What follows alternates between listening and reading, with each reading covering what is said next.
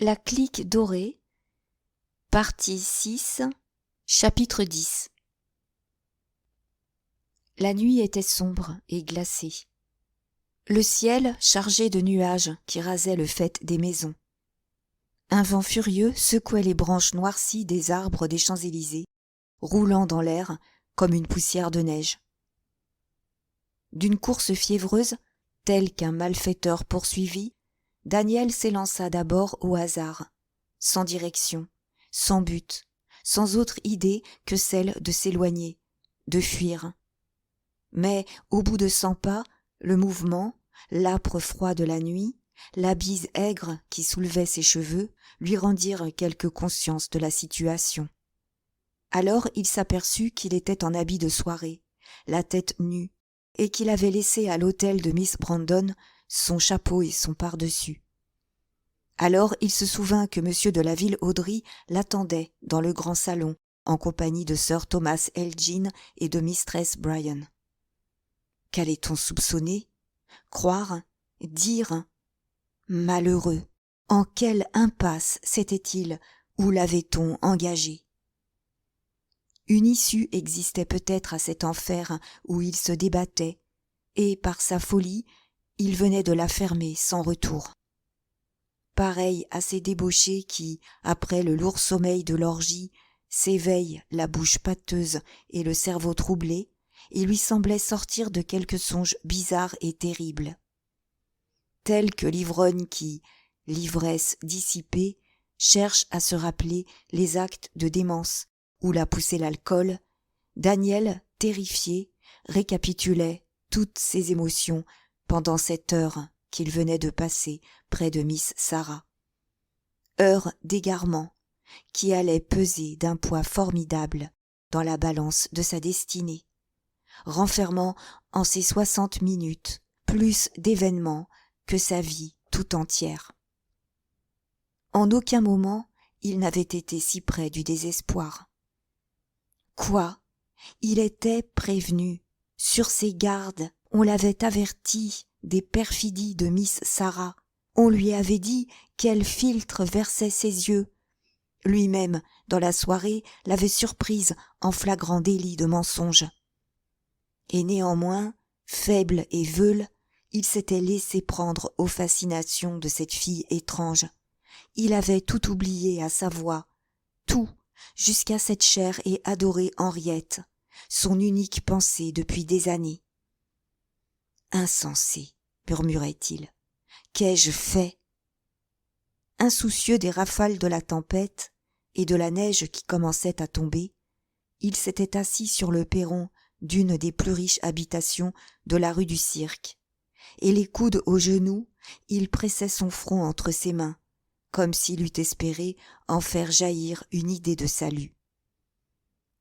Condensant en un effort tout ce qu'il avait de volonté, il essayait de reconstituer cette entrevue, cherchant par quelle étonnante transition, commencée comme un combat, elle s'était terminée de même qu'un rendez-vous d'amour. Et, récapitulant dans sa mémoire toutes les phrases dont Miss Sarah l'avait bercé, il se demandait si véritablement elle n'avait pas été calomniée. Et si elle avait dans son passé quelque chose, pourquoi ne le pas attribuer à ces deux personnages louches qui la gardaient, Mistress Bryan et Sir Thomas Elgin? Quelle audace dans la défense de cette fille extraordinaire, mais quelle noblesse aussi! Comme elle avait bien dit qu'elle n'aimait pas d'amour M. de la Ville-Audry, et que même jamais aucun homme n'avait donné à son cœur une pulsation de plus. Était-elle donc de marbre et sensible seulement aux ineptes jouissances de la vanité? Oh non, 1000 fois non, la coquetterie la plus raffinée n'atteint pas cette véhémence de la passion, l'art le plus merveilleux n'a pas cette puissance communicative, don sublime de la vérité. Et la tête et le cœur encore pleins, quoi qu'il fît, de Miss Sarah, Daniel frémissait au souvenir de certaines de ses paroles où le secret de son âme s'était révélé sous la transparence des allusions. Pouvait-elle dire à Daniel plus clairement qu'elle ne le lui avait dit, « Celui que j'aimerais, c'est vous ». Évidemment, non. Et lui, à cette pensée, se sentait inondé d'âcre et malsaine volupté, car il était homme, ni meilleur ni pire que les autres, et il est peu d'hommes qui ne mettent un prix plus élevé aux quelques heures que leur accorde le caprice d'une femme telle que Miss Sarah, qu'à une vie tout entière de noble et pur amour que leur consacre une chaste fille. « Mais que m'importe, répétait-il, est-ce que je puis l'aimer, moi ?» Puis il revenait à s'inquiéter de ce qui s'était passé après son départ. Comment Miss Sarah aurait-elle expliqué sa fuite? Quelle raison aurait-elle donné de son désordre à elle-même? Et, attiré par une force invincible, Daniel s'était levé pour revenir vers l'hôtel de Miss Brandon, et blotti en face, dans l'encoignure d'une porte, il interrogeait d'un œil obstiné la façade, comme si elle eût pu lui révéler quelque chose de ce qui se passait à l'intérieur. Les fenêtres du salon étaient encore illuminées, et des gens allaient et venaient, dont l'ombre se dessinait sur les rideaux. Un homme vint s'appuyer le front contre la vitre, puis brusquement il se retira comme si on l'eût appelé, et Daniel reconnut parfaitement le comte de la ville Audry. Qu'est-ce que cela signifiait? N'était-ce pas à croire que Miss Sarah s'était trouvée tout à coup très malade et qu'on s'empressait autour d'elle? Ainsi songeait Daniel, quand il entendit comme un bruit de verrous et de gonds qui grinçaient. C'était la lourde porte de la cour de l'hôtel Brandon que des domestiques ouvraient. Un coupé bas, attelé d'un seul cheval, en sortit et fila rapidement vers les Champs-Élysées. Mais au moment où ce coupé tourna, la lumière d'un réverbère tomba en plein dans l'intérieur, et Daniel crut y reconnaître, il y reconnut Miss Sarah. Ce lui fut comme un coup de masse tombant sur le crâne. « Elle se jouait de moi !» s'écria-t-il, grinçant les dents de rage. « Elle m'a bafoué comme un imbécile, comme un idiot !» Puis, enflammé d'un soudain espoir, « Il faut savoir où elle court ainsi, à 4 heures du matin, il faut la suivre. » Et de toute la vitesse dont il était capable, il s'élança sur les traces du coupé. Malheureusement, Miss Brandon avait sans doute donné des ordres à son cocher, car le cheval descendait l'avenue des Champs-Élysées d'un train d'enfer, et c'était un trotteur admirable, choisi entre 100 par Sir Tom, un des plus fins maquignons de Paris. Mais Daniel était agile, et la probabilité d'une vengeance immédiate décuplait ses forces. « Si seulement je pouvais trouver une voiture, » pensait-il. Mais il n'en apercevait aucune, et les coudes au corps, cadençant son pas, ménageant son haleine, il se maintenait et même gagnait du terrain. À la place de la Concorde, il n'était pas à 10 longueurs de bras du coupé. Seulement, là, le cocher toucha son cheval, qui d'une allure plus vive encore traversa la place de la Concorde et s'engagea dans la rue Royale. Daniel sentait la respiration lui manquer. Une douleur, faible d'abord et de plus en plus intolérable, lui tordait le côté. Il allait être forcé de s'arrêter. Quand, devant la Madeleine, il vit venir un fiacre dont le cocher dormait au trot, somnolent de ses rosses. Brusquement, Daniel se jeta à la tête des chevaux et d'une voix haletante, « Cocher !» cria-t-il. « 100 francs pour toi si tu me rejoins le coupé qui est là-bas. » Mais éveillé en sursaut, voyant cet homme en habit et tête nue, déterminé surtout par l'énormité de la somme qu'on lui offrait, le cocher crut à une plaisanterie d'ivrogne, et d'un ton furieux, « Allons, gare, pochard !» cria-t-il, « ou je te passe dessus !» Et il fouetta si violemment ses bêtes que, sans un bond de côté, Daniel était écrasé. Mais tout cela avait pris 1 minute, et le coupé maintenant était loin, roulant sur le boulevard. Songer seulement à le rattraper eût été folie. Daniel demeura en place, anéanti. Que faire? Que résoudre? L'idée lui vint de courir jusque chez Maxime de Brévand, lui demander un conseil. Mais la destinée était contre lui. Il repoussa cette inspiration. Et il regagna lentement son logis, et il se jeta dans son fauteuil, résolu à ne se point coucher avant d'avoir décidé comment essayer d'échapper aux conséquences de sa folie d'une heure. Mais il y avait 2 jours qu'il était ballotté entre les plus poignantes alternatives, telles qu'un homme à la mer, dont le caprice des vagues rapproche et éloigne l'épave de salut. Mais il y avait 48 heures qu'il n'avait fermé l'œil, et s'il n'est pas de limite à la faculté de souffrir de l'âme, les forces physiques ont des bornes restreintes. Et il s'endormit, rêvant qu'il veillait et qu'il découvrait le moyen de pénétrer le mystère de l'existence de Miss Brandon. Il faisait grand jour lorsque Daniel s'éveilla, glacé et courbaturé, car il n'avait pas changé de vêtements en rentrant, et son feu s'était éteint. Son premier mouvement fut tout de colère contre lui-même.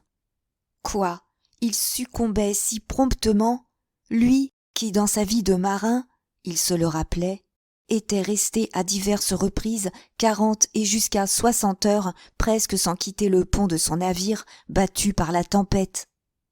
La paisible et uniforme existence de bureaucrate qu'il menait depuis près de 2 ans l'avait-elle donc amolli jusque-là que tous les ressorts de son organisation étaient détrempés? Pauvre garçon, qui ignorait que les pires fatigues sont légères comparées à ces épouvantables convulsions morales qui ébranlent l'être humain jusqu'en ses plus mystérieuses profondeurs. Cependant, tout en se hâtant d'allumer un grand feu pour se réchauffer, il ne tarda pas à reconnaître que le repos lui avait été profitable. Les dernières vapeurs de son ivresse de la nuit s'étaient complètement dissipées. Le charme qui l'avait fasciné était rompu, et il se sentait en pleine possession de toutes ses facultés. À cette heure, sa folie lui paraissait si absolument inexplicable que s'il eût pris seulement un verre d'eau sucrée à la soirée de Miss Sarah Brandon, il eût été tenté de croire qu'on y avait mêlé quelques-unes de ces substances qui allument, comme un incendie, le délire dans le cerveau. Mais il n'avait rien pris. Et quand même, la folie était-elle moins commise et moins irréparable? Les suites en seraient fatales, il n'en doutait pas. Ainsi, il s'épuisait à déchiffrer l'énigme de l'avenir lorsque son portier, comme tous les matins, entra dans l'appartement. Il tenait sur le bras un pardessus et à la main un chapeau. « Voici, monsieur, dit-il, non sans un sourire qui voulait être malicieux. Voici ce que vous avez oublié dans la maison où vous avez passé la soirée. Un domestique, à cheval, ma foi, vous le rapporte. Il m'a remis en même temps cette lettre. Il y a une réponse et on l'attend en bas. » Daniel la prit, cette lettre, et durant une bonne minute, il en examina l'adresse. Elle était d'une écriture de femme, délicate et menue, n'ayant rien de l'anguleuse sécheresse des écritures américaines. Enfin, il en rompit l'enveloppe, et aussitôt il s'en dégagea une bouffée de ce parfum si pénétrant et si doux qu'il avait respiré dans le petit salon de Miss Brandon. La lettre était bien d'elle, et en tête du papier se détachait son prénom, Sarah, en petites lettres gothiques bleues.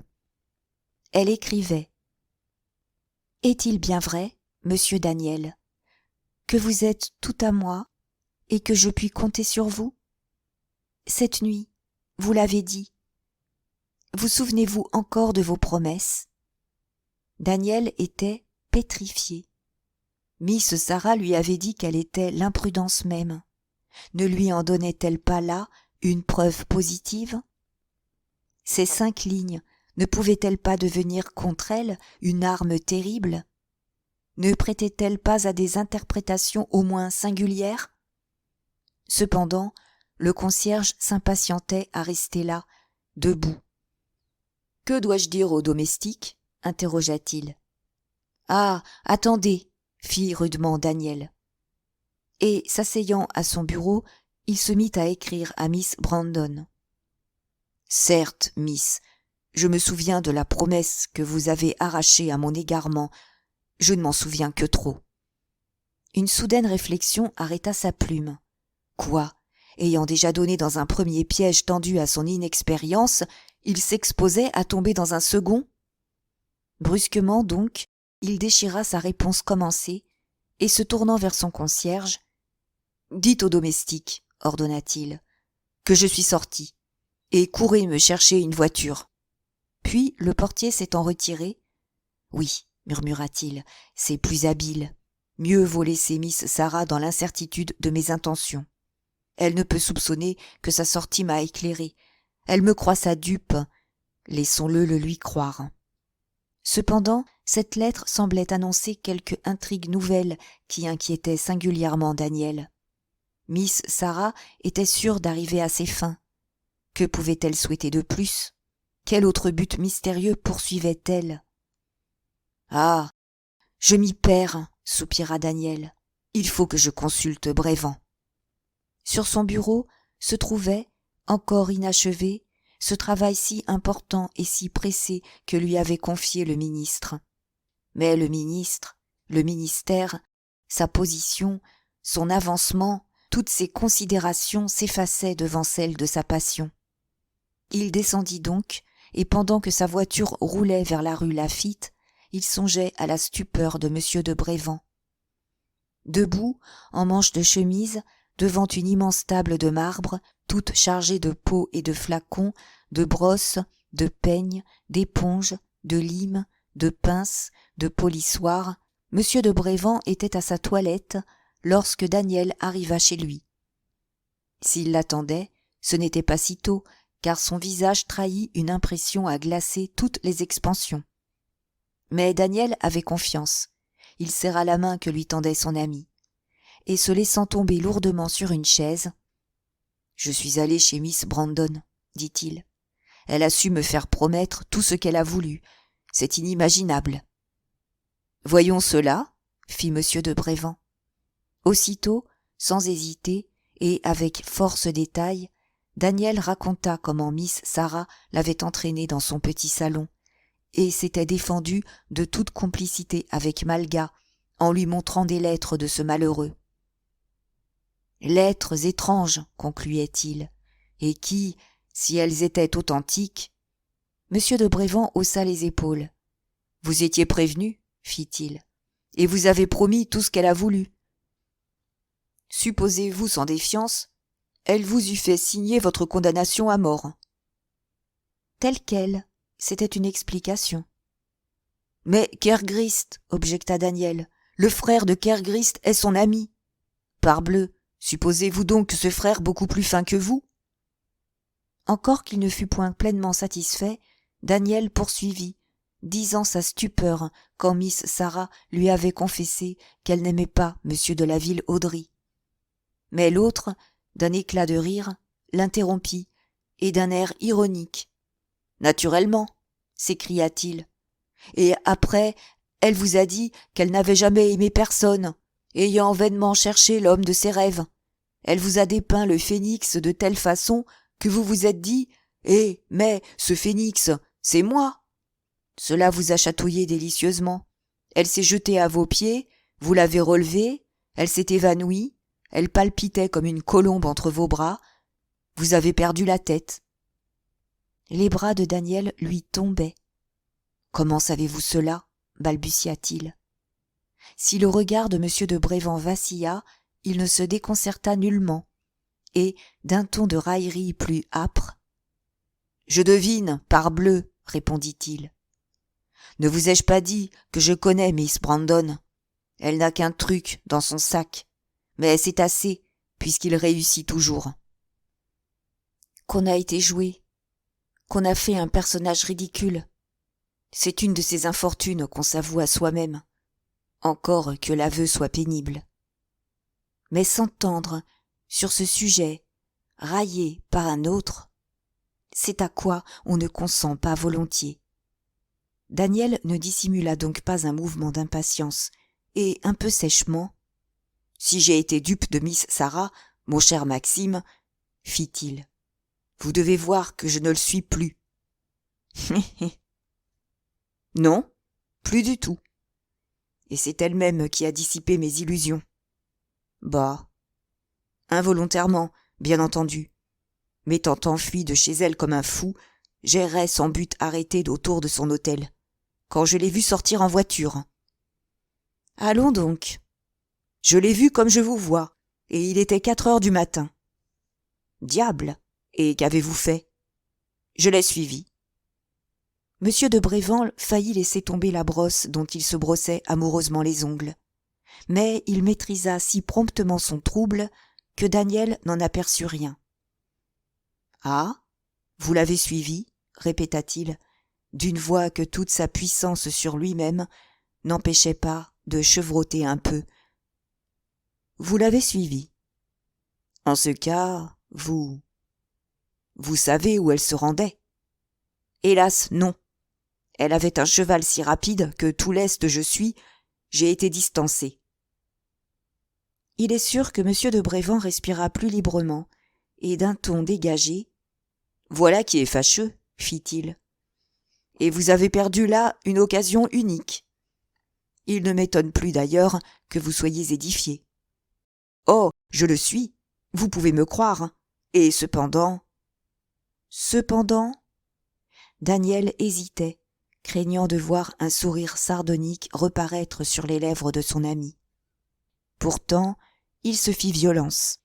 « Eh bien, je me demande si tout ce que raconte Miss Brandon de son enfance, de sa famille et de sa fortune ne serait pas, quand même, la vérité. » L'autre eut le geste d'épaule d'un homme sensé qui entend le raisonnement biscornu d'un maniaque.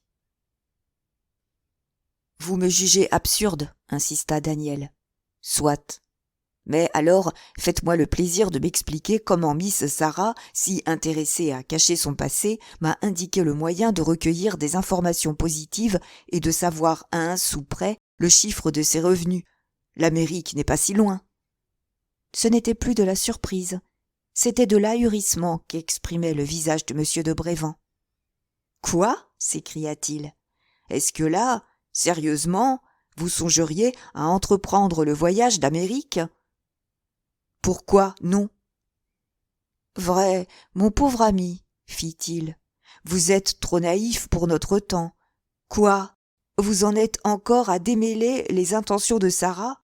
Elle saute aux yeux, cependant. Vous voyant et vous jugeant, elle s'est dit « Voici un digne jeune homme qui me gêne, ici, furieusement. Envoyons-le respirer un air meilleur à quelques 1000 lieues. » Et là-dessus, elle vous a soufflé cette jolie inspiration de voyage. Étant donné ce que savait Daniel du caractère de Miss Brandon, cette interprétation était un peu plus que probable. Néanmoins, elle ne le contentait pas complètement. « Que je reste ou que je parte, objecta-t-il, la noce n'en aura pas moins lieu. Donc, point d'intérêt à m'éloigner. Croyez-moi, Maxime, il y a autre chose que ce que vous pensez.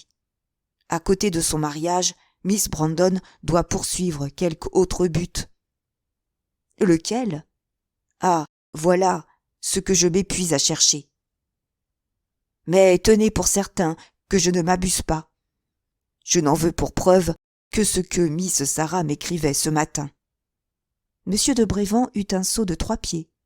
« Elle vous a écrit ? » fit-il. « Oui, et c'est cette maudite lettre qui, plus que tout le reste, m'amène. La voici.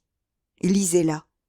Et si vous y comprenez quelque chose, vous serez plus heureux que moi. » D'un coup d'œil, M. de Brévan lut les 5 lignes de Miss Brandon, et devenu tout pâle, « C'est inimaginable, murmurait-il. Un billet d'une imprudence folle. Elle qui n'écrit jamais. Jamais. » Il attachait sur les yeux de Daniel un regard où il avait rassemblé toute sa pénétration, et scandant ces mots pour leur donner plus de poids. « Si elle vous aimait véritablement, interrogea-t-il, que diriez-vous » Daniel eut un geste de dépit. Il est peu généreux de me railler, Maxime, fit-il. Je puis être un naïf. Je ne suis pas un imbécile, encore moins un fat. Ce n'est pas répondre, interrompit M. de Brévand. Et je répète ma question. Que diriez-vous? Je dirais que je l'exècre, cette femme. Oh, haïr si fort, c'est être bien près d'adorer. Je la méprise, et sans estime. Connu, ce n'est pas là un empêchement. Enfin, vous savez que j'aime du plus profond et du plus ardent amour mademoiselle de la Ville-Audry. Naturellement, mais ce n'est pas la même chose. Monsieur de Brévand avait enfin achevé sa minutieuse toilette. Il endossa une robe de chambre et, entraînant Daniel dans la petite pièce qui lui servait de cabinet de toilette, « Maintenant, cher ami, qu'avez-vous répondu à ce billet ?»« Rien. » S'étant jeté sur un fauteuil, Monsieur de Brévand avait pris la physionomie grave d'un médecin en consultation. « Et vous avez bien fait, » approuva-t-il. « Et pour l'avenir, je n'ai à vous conseiller d'autre conduite que celle-là. Faites le mort. Pouvez-vous quelque chose au projet de Sarah? Non. Laissez-les donc s'accomplir. C'est que... Laissez-moi finir. Outre que c'est votre intérêt d'agir ainsi, c'est encore plus celui de mademoiselle Henriette. Le jour où on vous séparera, vous serez très affligé, mais libre. Elle, au contraire, sera condamnée à vivre sous le même toit que Miss Sarah. Savez-vous tout ce qu'une belle-mère peut faire endurer à la fille de son mari? Daniel frissonna. Déjà cette pensée lui était venue, et elle l'avait fait frémir. Pour le moment, reprit M. de Brévand, le plus pressant est de savoir comment votre départ a été expliqué. De ce qu'on a dit, nous pourrons peut-être tirer quelques éclaircissements. Je vais aux informations de ce pas, répondit Daniel. Et, après avoir affectueusement serré les mains de son cher Maxime, il se hâta de regagner sa voiture, et 20 minutes plus tard, on l'annonçait dans le salon de M. de la Ville-Audry. Le comte s'y trouvait, seul, se promenant de long en large, de l'air le plus agité. Et certes, il devait avoir eu de terribles et pressantes préoccupations. Il était près de midi, et cependant il n'avait pas encore passé par les mains de son valet de chambre. Apercevant Daniel, il interrompit sa promenade et se planta devant lui, les bras croisés. « Ah, vous voici, monsieur Champcet, fit-il d'un ton terrible. « Eh bien, vous en faites de belles. »« Moi, monsieur le comte ? Et qui donc ? N'est-ce pas vous qui, au moment où Miss Sarah daignait descendre aux justifications, l'avez accablée d'injures? N'est-ce pas vous qui, honteux de votre conduite, vous êtes sauvé, n'osant venir me rejoindre ?» Qu'avait-on dit au comte? Pas la vérité, à coup sûr. « Et savez-vous, monsieur Champcet, poursuivit-il, le résultat de vos brutalités? Miss Brandon a été prise d'une si terrible attaque de nerfs qu'on a dû faire atteler pour envoyer quérir un médecin. Malheureux, vous pouviez la tuer. On ne m'eût point permis de pénétrer dans sa chambre, mais du salon, par moments, j'entendais ses gémissements douloureux. Ce n'est qu'après 8 heures qu'elle a pu goûter quelque repos, et que mistress Bryan, ayant pitié de mon chagrin, m'a accordé la faveur de la voir, endormie d'un sommeil d'enfant. » Daniel écoutait, stupide d'étonnement, confondu de l'inimaginable impudence de Sir Tom et de mistress Bryan, épouvanté de l'incroyable crédulité de M. de la Ville-Audry. « Mais c'est infernal !» pensait-il. « Me voici maintenant le complice de Miss Brandon. Vais-je donc, par mon silence, l'aider à s'emparer de ce malheureux homme? Que résoudre, cependant? Parler? Dire à M. de la Ville-Audry que s'il avait entendu des gémissements, ce n'étaient assurément pas ceux de Miss Sarah? Lui dire que, pendant qu'il trépignait d'angoisse, Miss Sarah courait Dieu sait quelles aventures? Cette idée traversa l'esprit de Daniel. Mais à quoi bon? Le comte le croirait-il? Non, très probablement. et ainsi il ne ferait que rendre plus difficile une situation déjà trop compliquée. Enfin, il sentait bien qu'il n'oserait jamais dire toute la vérité, ou montrer à l'appui la lettre qu'il avait en poche. Néanmoins, il essaya de se disculper. « Je suis un trop galant homme, balbutia-t-il, pour injurier une femme. » Le comte brusquement l'arrêta. « Épargnez-vous, prononça-t-il, une palinodie qui ne me toucherait guère. Du reste, ce n'est pas à vous précisément que j'en veux. J'ai trop l'expérience du cœur humain pour ne pas discerner que vous avez suivi bien moins vos inspirations que celles de ma fille. » Laisser cette opinion à monsieur de la Ville-Audry pouvait devenir fort dangereux pour mademoiselle Henriette. Une fois encore, Daniel tenta de s'expliquer. « Je vous jure, monsieur le comte... » Mais le comte, frappant du pied... « Assez, interrompit-il violemment. Je veux en finir avec cette absurde résistance et la briser. Quel personnage prétend-on donc me faire jouer dans ma maison? Celui d'un ridicule géronte qu'on bafoue et qu'on berne? Halte là! Vous me forcez à me rappeler que je suis le maître. Je vous le rappellerai à vous aussi. » Il se recueillit, puis, d'un ton de reproche, « Ah, monsieur, devais-je attendre cela de vous? Pauvre Sarah, pensez que je n'ai pas su lui épargner cette humiliation. Mais c'est la dernière, et ce matin, à son réveil, elle apprendra que tout est terminé. Je viens d'envoyer chercher ma fille pour lui annoncer que le jour même de mon mariage est fixé. Toutes les formalités sont prévues. Nous avons les actes nécessaires. » Il s'arrêta. Mademoiselle Henriette entrait. « Vous désirez me parler, mon père ?» demanda-t-elle dès le seuil. « Oui. » Saluant Daniel d'un doux regard, mademoiselle de la Ville-Audry s'approcha du comte, lui tendant le front pour qu'il l'embrassât. Mais il la repoussa, et se grimant de solennité, « Je vous ai mandé, ma fille, prononça-t-il, pour vous annoncer que de demain en 15, j'épouse Miss Brandon. » Mademoiselle Henriette devait être préparée à quelque chose de pareil, car elle ne sourcilla pas.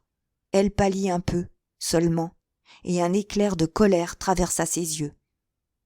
« En de telles circonstances, poursuivit le comte, il est inconvenant, il est indécent que vous ne connaissiez pas celle qui vous doit servir de mère.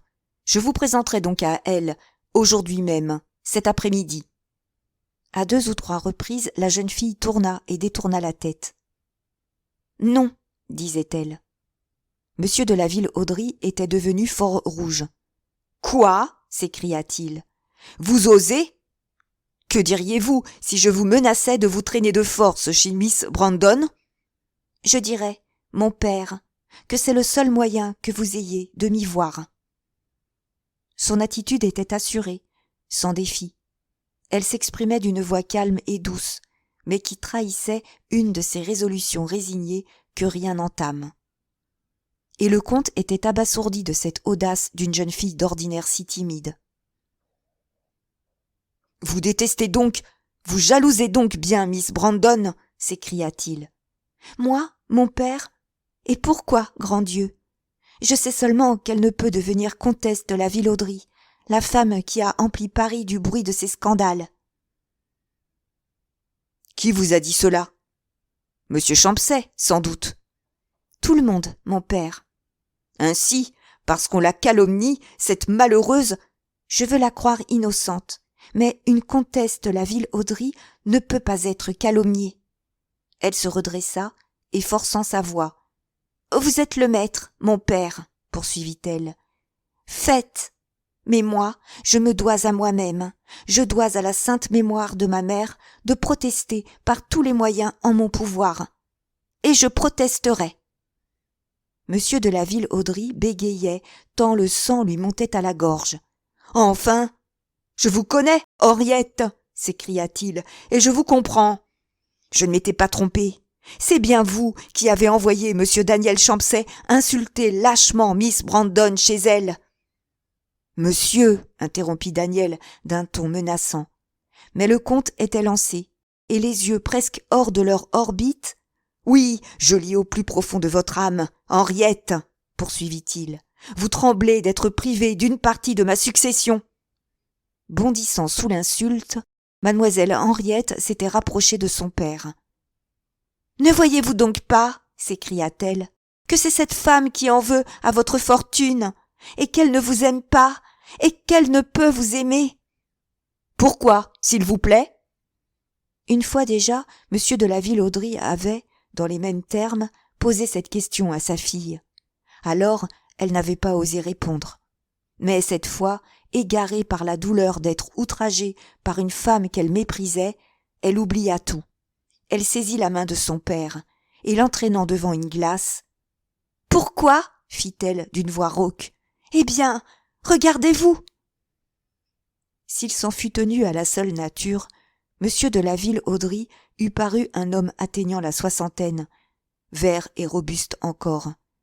Mais l'art gâtait tout.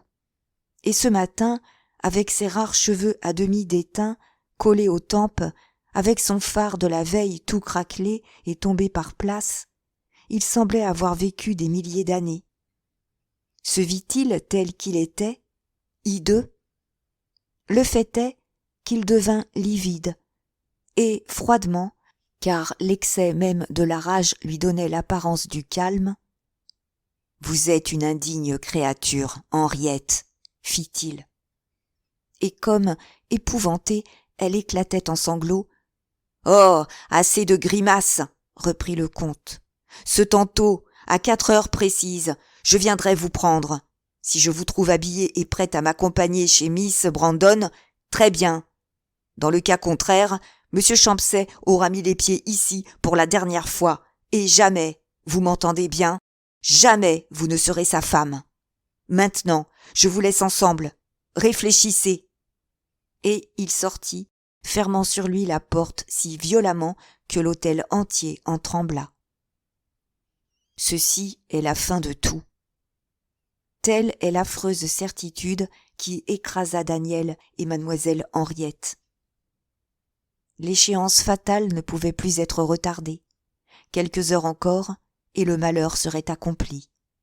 Ce fut Daniel qui, le premier, réussit à secouer cette lourde torpeur du désespoir, et prenant la main de mademoiselle Henriette, « Vous avez entendu votre père ?» demanda-t-il. « Qu'allez-vous faire ?»« Ce que j'ai dit, si cruellement qu'il m'en coûte. »« Si vous vouliez, cependant... »« Céder ?» s'écria la jeune fille. Et considérant Daniel d'un air de douloureuse surprise, « Oseriez-vous vraiment me le conseiller, vous qui, à la seule vue de Miss Brandon, avez perdu votre sang-froid jusqu'au point de l'accabler de dureté ? » « Henriette, je vous jure, jusqu'à ce point que mon père vous l'a reproché, vous accusant d'avoir obéi à mes ordres. Ah, vous avez été bien imprudent, Daniel. » Le malheureux se tordait les mains de rage. Quel châtiment pour un mouvement de délire! Déjà, en ne dévoilant pas l'ignoble comédie de Sir Tom et de Mistress Bryan pendant que Sarah courait Paris, il avait comme accepté une part de complicité. Et voici qu'à cette heure, par l'impossibilité où il était de laisser seulement entrevoir la vérité, il se trouvait dans une situation intolérable. Il se tut, et mademoiselle de la Villaudraye triompha de son silence.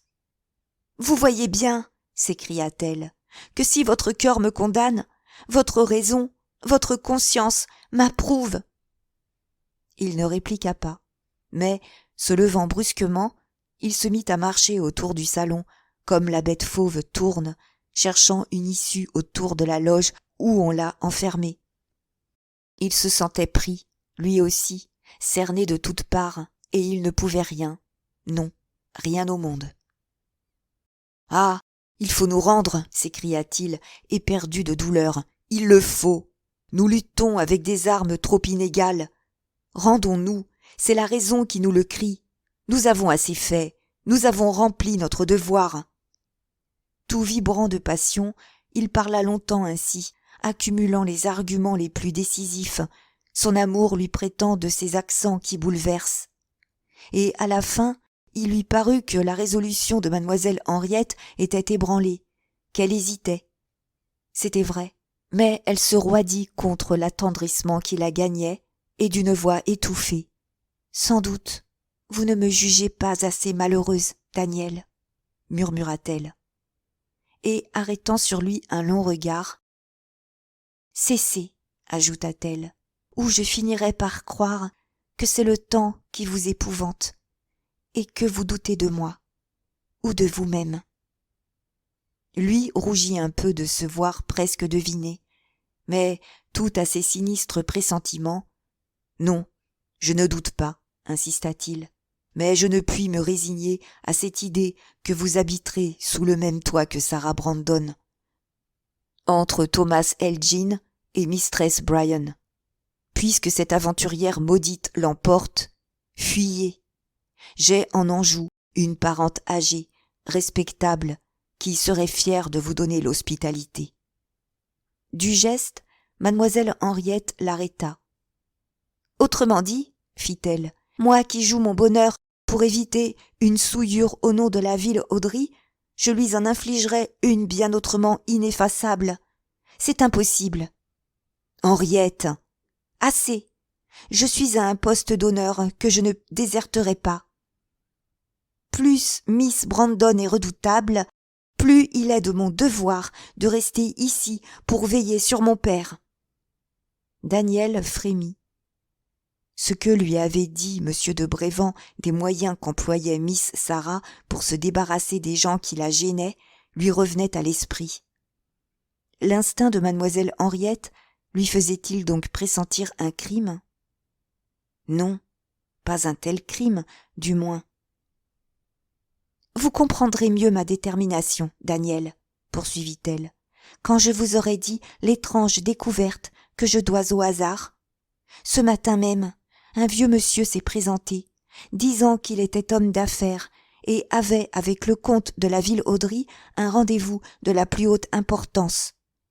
Les domestiques lui ayant répondu que leur maître était sorti, il se fâcha et se mit à parler si fort que je vins voir. M'apercevant et apprenant que j'étais mademoiselle de la ville Audry, il se radoucit à l'instant, et venant à moi de l'air le plus humble, il me pria de vouloir bien prendre pour le remettre à mon père un projet d'acte qu'il avait été chargé de rédiger en secret et qu'il apportait. J'acceptai la commission, et tout en montant l'escalier pour déposer ce projet d'acte sur le bureau du comte, je l'ouvris. Savez-vous ce que j'y ai lu ? Les statuts d'une société industrielle dont mon père serait le directeur. Mon Dieu, est-ce possible ? C'est sûr, malheureusement. J'ai bien lu, en tête, comte de la ville Audry, directeur gérant. Et, après le nom, se trouvaient énumérés tous les titres de mon père, les distinctions dont il a été l'objet, les ordres français ou étrangers dont il a été décoré. Daniel n'était que trop convaincu. « Nous savions qu'on en voulait à la fortune de votre père, » dit-il. « Ceci nous le prouve. Mais que pourrez-vous, Henriette, contre les savantes manœuvres de ces gens-là » Elle baissa la tête et d'une voix résignée, « J'ai ouï dire, » répondit-elle, « que souvent, pour intimider et éloigner les plus hardis malfaiteurs, la présence d'un enfant inoffensif a suffi. S'il plaît à Dieu, je serai cet enfant. » Daniel essayait d'insister encore, elle lui coupa la parole.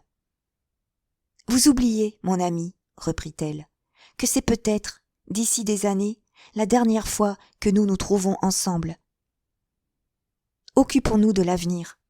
Je me suis assuré la discrétion d'une de mes femmes de chambre, et c'est à elle que vous adresserez les lettres que vous m'écrirez. Elle s'appelle Clarisse Pontois. Si quelque circonstance grave, imprévue, survenait, s'il me fallait absolument vous parler, Clarisse vous porterait la clé de la petite porte du jardin, et vous viendriez le soir. » Ils avaient les yeux pleins de larmes, et leur cœur se serrait à mesure qu'avançaient les aiguilles de la pendule. Ils allaient être séparés. Se retrouveraient-ils tels qu'ils se quittaient ? 4 heures sonnèrent. Monsieur de la ville Audry parut. Mortellement atteint par ce qu'il appelait l'outrage de sa fille, il avait dû stimuler le zèle de son valet de chambre, lequel s'était surpassé pour la frisure et surtout pour le teint. « Eh bien, Henriette ?» demanda-t-il. « Ma résolution n'a pas changé, mon père. » Le comte devait s'attendre à cette réponse, car il parvint à maîtriser sa colère. « Une dernière fois, Henriette, » fit-il, « réfléchis. Ne te décide pas ainsi. Sur d'odieuses calomnies. » Il tira de sa poche une photographie, la regarda avec amour et la tendant à sa fille. « Voici le portrait de Miss Sarah, » ajouta-t-il. « Examine et dis-moi si elle peut avoir une âme vile, celle à qui Dieu a donné cet adorable visage, ces yeux sublimes. » Durant plus d'une minute, mademoiselle Henriette considéra le portrait, puis le rendant à son père. « Cette femme, dit-elle froidement, est belle à étonner l'imagination. Maintenant, je m'explique cette compagnie industrielle dont vous allez être le directeur. » Monsieur de la Ville-Audry blêmit sous son maquillage, et d'une voix terrible. « Malheureuse !» cria-t-il. « Malheureuse ! Qui ose insulter un ange !» Ivre de rage, il avait levé la main sur sa fille. Il allait frapper quand Daniel lui saisit le poignet entre ses doigts de fer, et, menaçant, comme s'il eût été prêt de frapper lui-même, « Ah, prenez garde, monsieur !» fit-il. « Prenez garde !» Le comte l'enveloppa d'un regard chargé de haine, mais se contenant, il se dégagea et, montrant la porte du geste, « Je vous commande de sortir de chez moi, monsieur Champcet, » prononça-t-il, « et je vous défends de vous y représenter jamais. Mes domestiques vont être prévenus que le premier qui vous laisserait franchir le seuil de mon hôtel serait chassé. Sortez, monsieur. » Chapitre 11. 24 heures après être sorti de l'hôtel de la Ville-Audry, blême et se tenant au mur, Daniel n'était pas bien remis de l'étourdissement de ce dernier désastre. Il s'était fait un ennemi mortel de l'homme qu'il avait le plus d'intérêt à ménager au monde. Et cet homme qui, sous la pression d'une influence étrangère, ne l'eût congédié qu'à regret, l'avait de son propre mouvement chassé. Comment cela était arrivé, c'est à peine s'il parvenait à s'en rendre compte. Aussi bien, repassant toute sa conduite depuis quelques jours, il la trouvait pitoyable, absurde, sans compter que tous les événements s'étaient tournés contre lui. Et il accusait la fatalité, l'aveugle déesse à qui s'en prennent ceux qui n'ont pas le courage de s'en prendre à eux-mêmes. C'est en cette disposition d'esprit que vint le surprendre une lettre de mademoiselle Henriette. Ainsi, c'était elle qui le devançait, et, sûre de son désespoir, elle avait cette délicatesse toute féminine de lui écrire presque gaiement. « Aussitôt après votre départ, mon cher Daniel, disait-elle, mon père m'a commandé de monter dans mon appartement et il a décrété que j'y resterai tant que je ne serai pas devenue raisonnable. Je sens que j'y resterai longtemps. » Et elle terminait ainsi. « Ce qu'il nous faut, oh mon unique ami, c'est du courage. En aurez-vous autant que votre Henriette ?»« Oh oui, j'en aurai, » s'écria Daniel, ému jusqu'aux larmes. « J'en aurai !» Et il s'était juré de se jeter si furieusement dans le travail qu'il y trouverait, non pas l'oubli, mais le calme. Ce n'était pas de jurer qui était difficile. Tels efforts qu'il fit, il ne pouvait fixer sa pensée à rien d'étranger à son malheur actuel. Les études qui l'avaient le plus charmé jadis ne lui inspiraient que dégoût. L'équilibre de sa vie était si entièrement rompu qu'il ne parvenait pas à le ressaisir. L'existence qu'il menait était d'ailleurs celle d'un homme désemparé. Sitôt levé, il courait prendre M. de Brévand et le gardait tant qu'il pouvait. Resté seul, il errait au hasard, le long des boulevards ou des Champs-Élysées. Il dînait de bonne heure, se hâtait de rentrer, et revêtant un vieux caban de grosse étoffe qu'il portait à bord, autrefois, quand il était de quart, il allait rôder autour de l'hôtel de la Ville-Audry. Là, derrière cette lourde porte sculptée, ouverte aux plus indifférents, fermée pour lui, était la femme qu'il aimait plus que la vie. S'il eût fait sonner fortement le talon de ses bottes contre les dalles du trottoir, elle eût entendu le bruit de ses pas. Il entendait, lui, les accords de son piano, et cependant la volonté d'un homme creusait entre eux un abîme. Ce qui le tuait, c'était l'inaction. Il lui paraissait atroce, humiliant, intolérable, d'en être réduit à tout attendre, bonheur ou malheur, de la destinée, passivement, sans tenter un effort, tel qu'un homme qui, désirant passionnément la fortune, se contenterait de prendre un numéro à la loterie et les bras croisés attendrait le tirage. Il y avait 6 jours déjà que durait le supplice dont il n'entrevoyait pas la fin, quand un matin, au moment où il se disposait à sortir, on sonna chez lui. Il alla ouvrir. C'était une femme qui, sans mot dire, entra vivement, et non moins vivement referma la porte sur elle. Encore qu'elle fût affublée d'un grand manteau qui dissimulait sa taille, et qu'elle eût sur le visage un voile fort épais, Daniel la reconnut. « Miss Brandon !» s'écria-t-il. Déjà, elle avait relevé son voile. « Oui, moi !» répondit-elle, au risque d'une calomnie nouvelle à ajouter à toutes celles dont on a tenté de me flétrir, monsieur Daniel. » Stupéfié d'une démarche qui lui semblait le comble de l'impudence, il restait là, debout dans l'antichambre, ne songeant point à offrir à Miss Sarah de passer dans la pièce voisine, son cabinet de travail.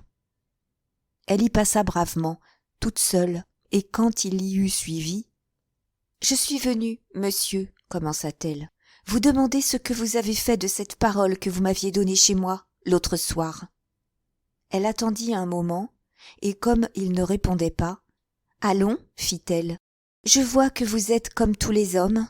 Engagent-ils leur parole à un autre homme, leur égal en force, ils mettent leur honneur à la tenir. Est-ce à une femme au contraire? Ils la trahissent et s'en font gloire. » Le mouvement de colère de Daniel, elle ne voulut pas le voir, et plus froidement, « Moi, j'ai plus de mémoire que vous, monsieur, et je vais vous le prouver. Ce qui s'est passé chez monsieur de la Vilauderie, je le sais, il me l'a dit.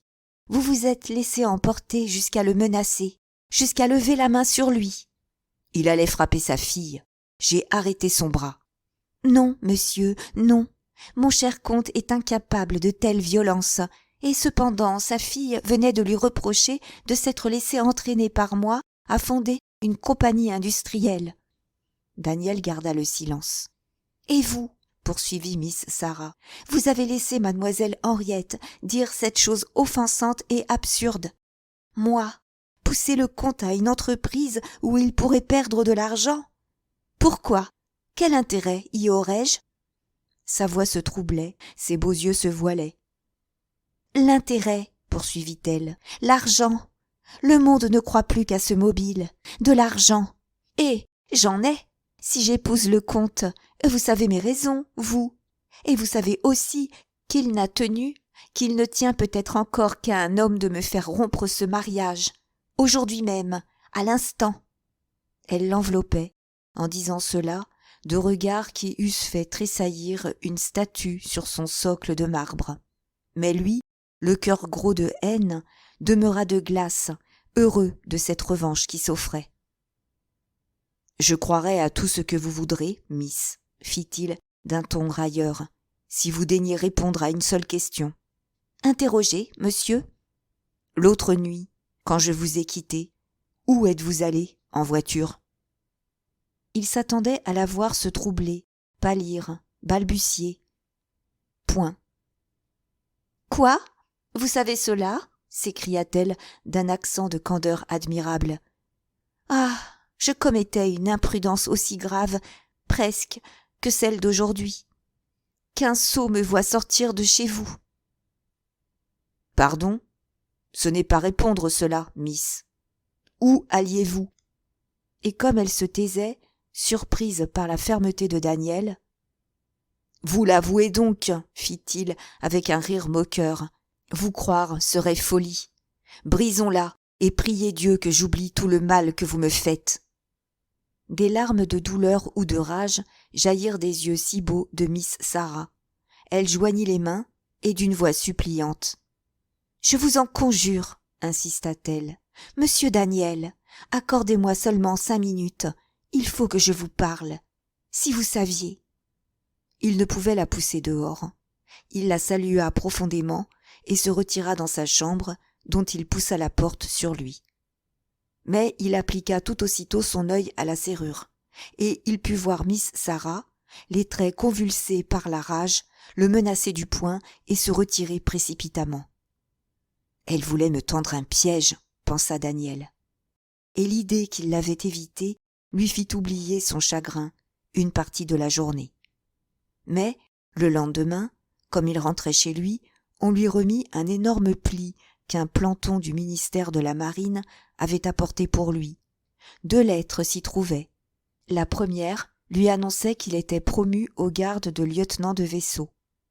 L'autre lui enjoignait de se trouver sous 4 jours à Rochefort pour y prendre le service de son grade, à bord de la frégate La Conquête, qui attendait sur rade l'ordre de transporter en Cochinchine 2 bataillons d'infanterie de marine.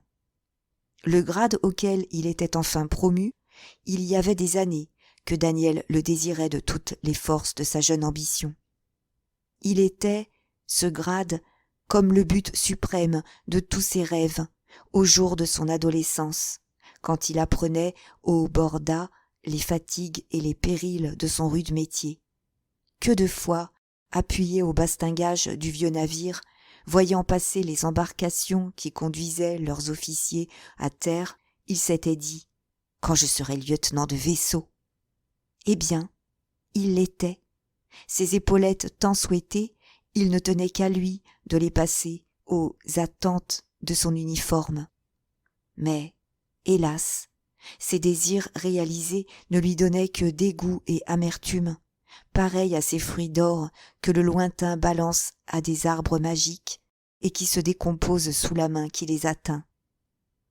C'est qu'en même temps que son avis de promotion lui arrivait, menaçant et fatal, cet ordre d'embarquement. Comment lui arrivait-il, à lui, qui avait au ministère un poste où il rendait des services réels, pendant que tant d'autres de ses camarades écœurés de l'oisiveté des ports guettaient avec une impatience fébrile l'occasion de reprendre la mer. « Ah !» s'écria-t-il, le cœur gonflé de rage. « Je reconnais. Comment ne reconnaîtrais-je pas à cette infernale traîtrise la main de Miss Brandon ?» Déjà, en lui faisant fermer les portes de l'hôtel de la ville Audry, elle l'avait séparé de mademoiselle Henriette, et il leur était interdit de se parler, de se voir. Et cela ne lui suffisait pas, à cette aventurière maudite. Elle voulait entre eux plus qu'un obstacle moral et de pure convention, plus que des défenses qu'on peut enfreindre et éluder. Elle voulait des barrières infranchissables, l'océan et des milliers de lieues. « Oh non !» s'écria-t-il. « 1000 fois non. Je briserai ma carrière plutôt. Je donnerai plutôt ma démission. » Et toutes ces réflexions de la soirée ne firent que l'affermir dans cette résolution. C'est pourquoi, dès le lendemain, en se levant, il endossa son uniforme, décidé à s'adresser d'abord à celui de ses chefs que l'affaire regardait, déterminé à aller jusqu'au ministre s'il le fallait.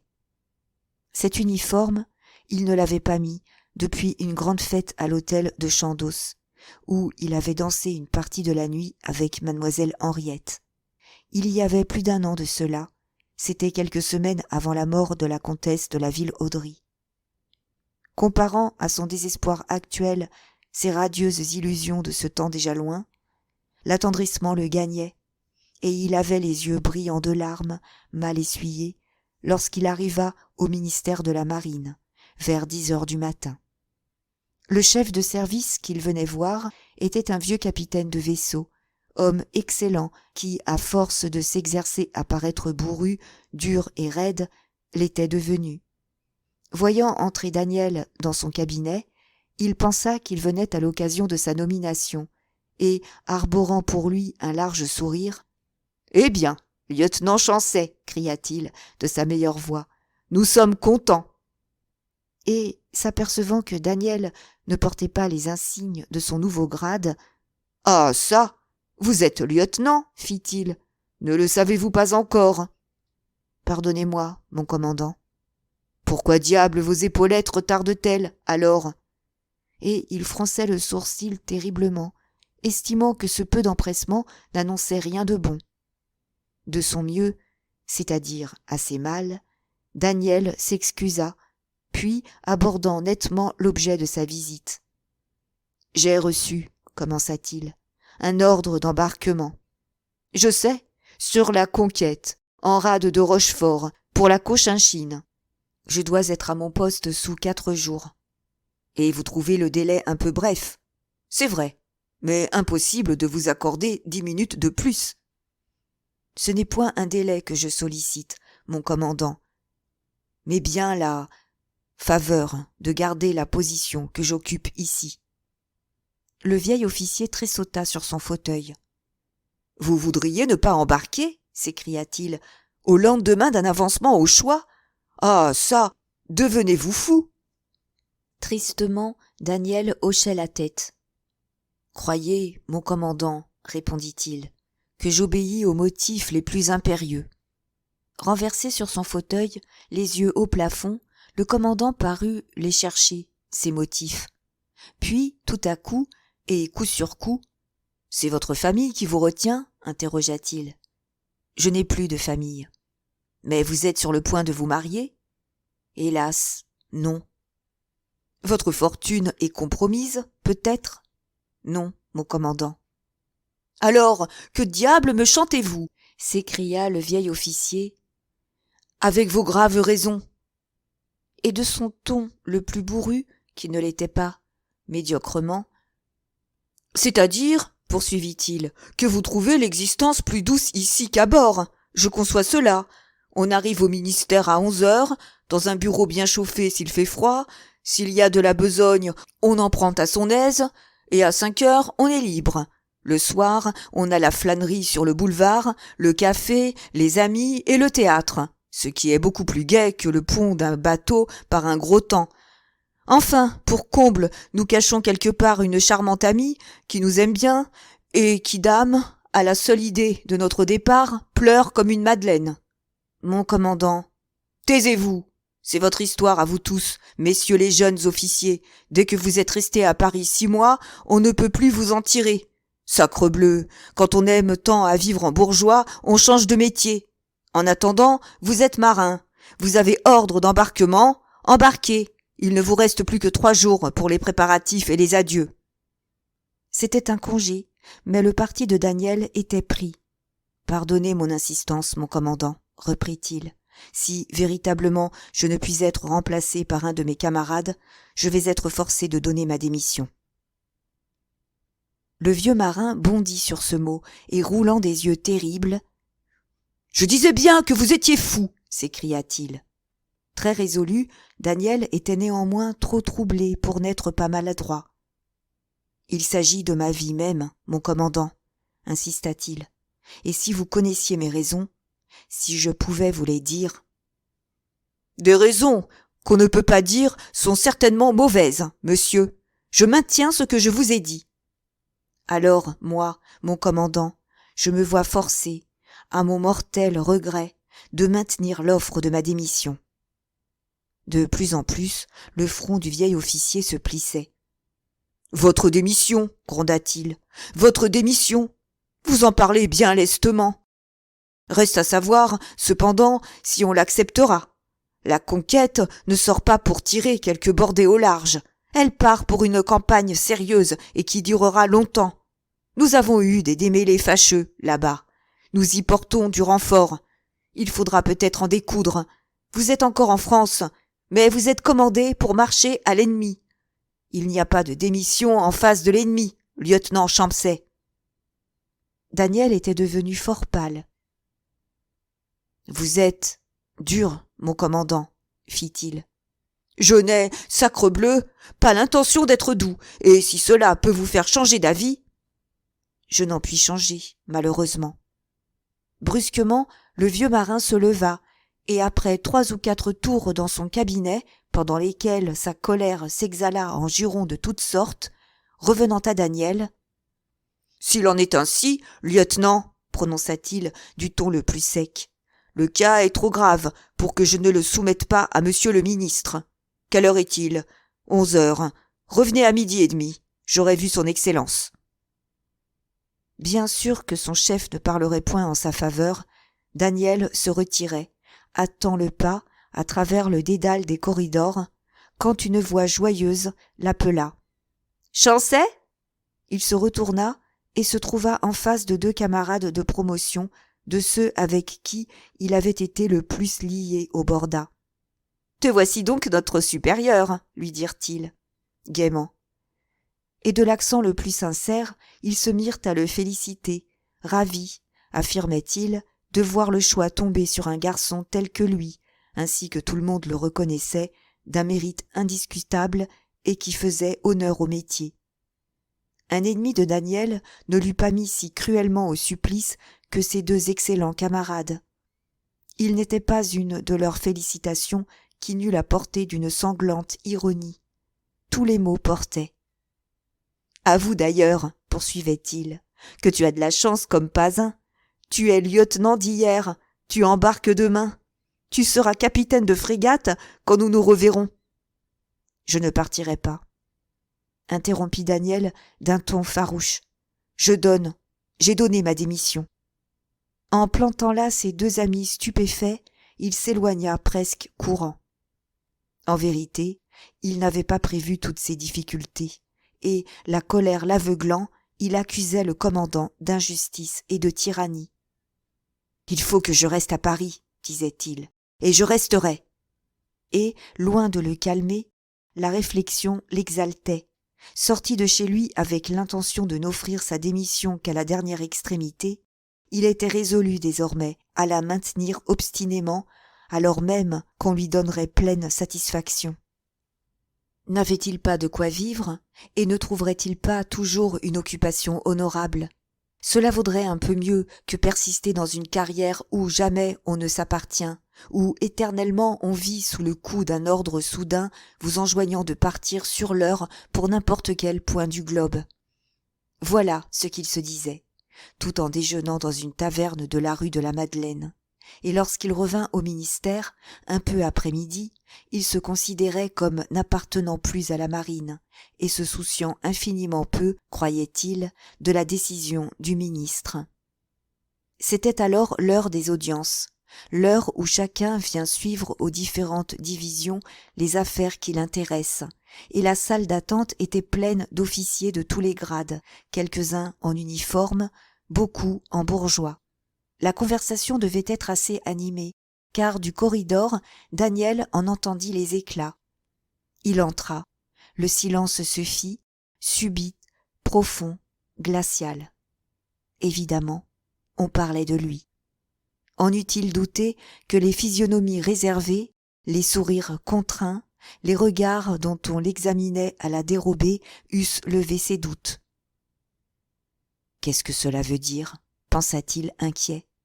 Cependant, un jeune homme en bourgeois, qu'il ne connaissait pas, venait d'interpeller, d'un côté de la salle à l'autre, un vieil officier à l'uniforme délabré, aux épaulettes noircies, un vrai loup de mer, maigre, tanné, ridé, au teint jaune, et dont les yeux gardaient encore les traces d'une violente ophtalmie. « Pourquoi vous arrêtez-vous, lieutenant ?» dit-il.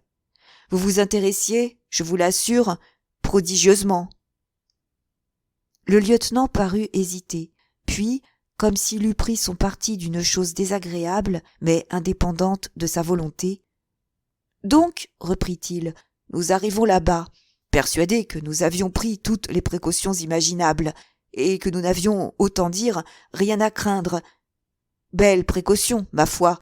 Au bout de 8 jours, la moitié de l'équipage était sur le flanc, et de tout l'état-major, il n'y avait plus que le petit Berthaud et moi, en état de monter sur le pont. Encore moi, j'avais les yeux dans un état. Vous voyez ce qu'il m'en reste. C'est le commandant qui est mort le premier. Le soir même, 5 matelots le suivaient, et 7 le lendemain. Le surlendemain, c'était le premier lieutenant et 2 officiers d'administration. Jamais on n'a rien vu de pareil. Daniel s'était penché vers son voisin. « Qui donc est cet officier ?» demanda-t-il. « Le lieutenant du TAC, de la Valeureuse, qui revient de Cochinchine. » Le jour, un jour sinistre, se fit dans l'esprit de Daniel. « Quand est rentrée la Valeureuse ?» interrogea-t-il. « Il y a 6 jours, à Brest. » L'autre, cependant, poursuivait. « Et voilà comment nous avons laissé là-bas un bon tiers de notre effectif. Quelle campagne! Pour ce qui est de mon opinion, la voilà. Fichu pays, climat déplorable, habitants bons à pendre. » Décidément, insista le jeune homme en bourgeois, il ne fait pas bon en Cochinchine. Ah, mais non. De sorte que, si on vous y renvoyait, j'y retournerais, naturellement. Il faut bien que quelqu'un aille y conduire des renforts, mais j'aime autant que ce soit un autre que moi. Il haussa les épaules et, philosophiquement, « Et encore, ajouta-t-il, puisque le métier veut qu'on soit mangé par les poissons, que ce soit ici ou là, je n'y vois pas grande différence. » N'était-ce pas là, pour Daniel, sous une forme triviale, mais terrible, la paraphrase de ce que lui avait dit son chef? Il n'y a pas de démission en face de l'ennemi. Il était clair que tous les officiers rassemblés là doutaient de son courage et le disaient lorsqu'il était entré. Il était manifeste qu'on attribuait sa démission à la peur. À cette pensée qu'on pouvait le prendre pour un lâche, Daniel frémit. Que faire pour prouver qu'il n'était pas un lâche? Provoquer tous les officiers rassemblés là, se battre en duel 1 fois, 2 fois, 10 fois? Cela prouverait-il qu'il n'avait pas reculé devant les périls inconnus d'une contrée toute nouvelle, d'un débarquement armé et d'un climat dévorant? Non, sous peine de garder toute sa vie une flétrissure, il fallait partir. Oui, partir, puisque là-bas était le danger dont il avait peur, croyait-on. Il s'avança donc vers le vieux lieutenant, et d'une voix forte, pour que tout le monde l'entendît bien. « Mon cher camarade, prononça-t-il, désigné pour aller d'où vous venez, j'offrais ma démission, mais après ce que vous venez de dire et que j'ignorais, je pars. » Il y eut comme un murmure approbateur, une voix dit « Ah, j'en étais bien sûr !» et ce fut tout. C'en était assez pour prouver à Daniel qu'il avait pris le seul parti possible, que son honneur avait failli être compromis et qu'il le sauvait. Mais n'importe, si simple que fût cette scène, elle était encore bien extraordinaire de la part de gens aussi réservés que le sont d'habitude les marins. Et, d'ailleurs, n'arrive-t-il pas tous les jours qu'un officier désigné pour un service demande et obtient d'être remplacé sans qu'on y trouve à redire? Au fond de tout cela, Daniel discernait quelque diabolique perfidie. Si l'ordre d'embarquement avait été obtenu par Miss Brandon, n'avait-elle pas dû prendre ces mesures pour qu'il fût impossible de s'y soustraire? Tous les gens qui se trouvaient là, en bourgeois, étaient-ils bien des marins? Le jeune homme, qui avait prié le lieutenant du TAC de poursuivre, avait disparu. Daniel allait de l'un à l'autre, demandant en vain qui était ce garçon à langue si bien pendue, lorsqu'on vint le prévenir que son chef l'attendait dans son cabinet. Il y courut, et dès le seuil. « Je me rends à vos conseils, mon commandant, » déclara-t-il. « Sous 3 jours, je serai à bord de la Conquête. » Le visage sévère du vieux capitaine de vaisseau se dérida. « À la bonne heure, » approuva-t-il, « et c'est sagesse de votre part, car votre affaire me paraissait prendre une mauvaise tournure. Monsieur le ministre est fort irrité contre vous. » « Monsieur le ministre? Pourquoi? »« Primo, il vous avait confié un travail urgent. »« C'est vrai, » balbutia Daniel en baissant le nez, « mais j'ai été si souffrant. » Le fait est que ce malheureux travail, il l'avait absolument oublié. « Secondo, » poursuivit le vieil officier, « il se demande si vous êtes bien sain d'esprit, et je le comprends depuis qu'il m'a dit que cet embarquement, c'est vous-même qui l'avez sollicité dans les termes les plus pressants. » Daniel était comme hébété. « Son Excellence se trompe, balbutia-t-il. »« Ah, permettez, monsieur Champsay, j'ai vu votre lettre. » Mais déjà, tel qu'un éclair, une inspiration soudaine illuminait l'esprit de Daniel. « Oh, si je pouvais la voir !» s'écria-t-il. « Mon commandant, je vous en prie, montrez-moi cette lettre. » Pour le coup, le vieil officier eût juré que Daniel n'avait pas son bon sens.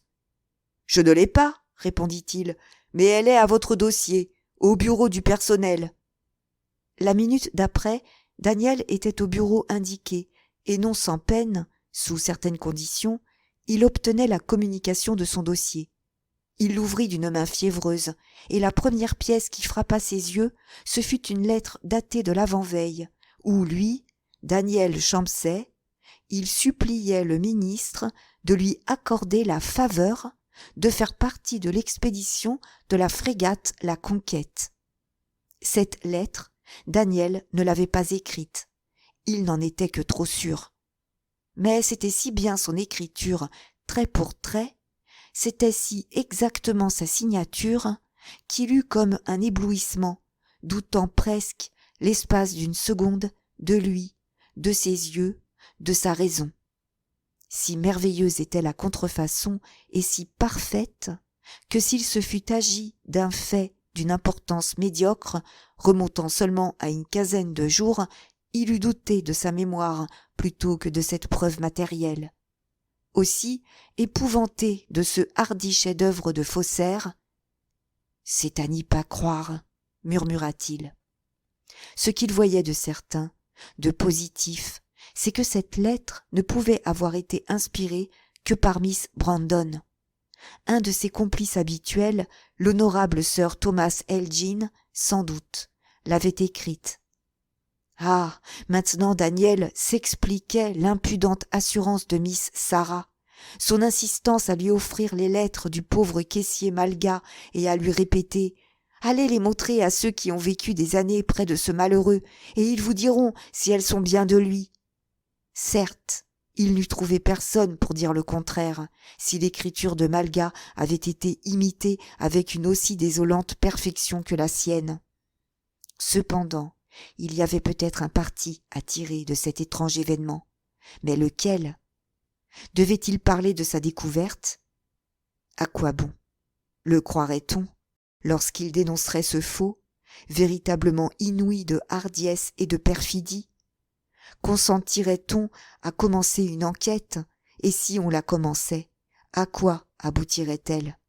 Où trouver un expert pour croire, pour affirmer que cette lettre n'avait pas été écrite par lui, alors que lui-même, si on lui eût présenté chaque ligne séparément, il eût cru reconnaître son écriture.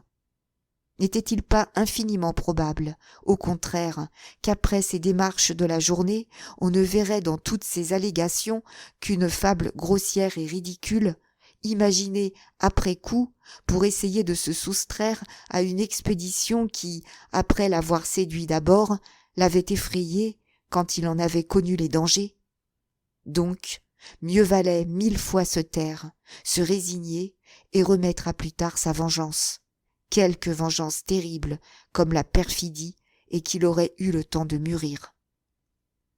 Mais il ne voulait pas que cette fausse lettre, qui pouvait peut-être devenir un témoignage accablant, restât dans son dossier, d'où Miss Sarah, pensait-il, trouverait sans doute moyen de la faire enlever. Il demanda donc la permission d'en prendre une copie, l'obtint, se mit à la besogne et réussit, assez adroitement pour n'être vu de personne, à substituer sa copie à l'original. Cela fait, n'ayant plus une minute à perdre, il quitta le ministère et, sautant dans une voiture, se fit conduire chez M. de Brévand.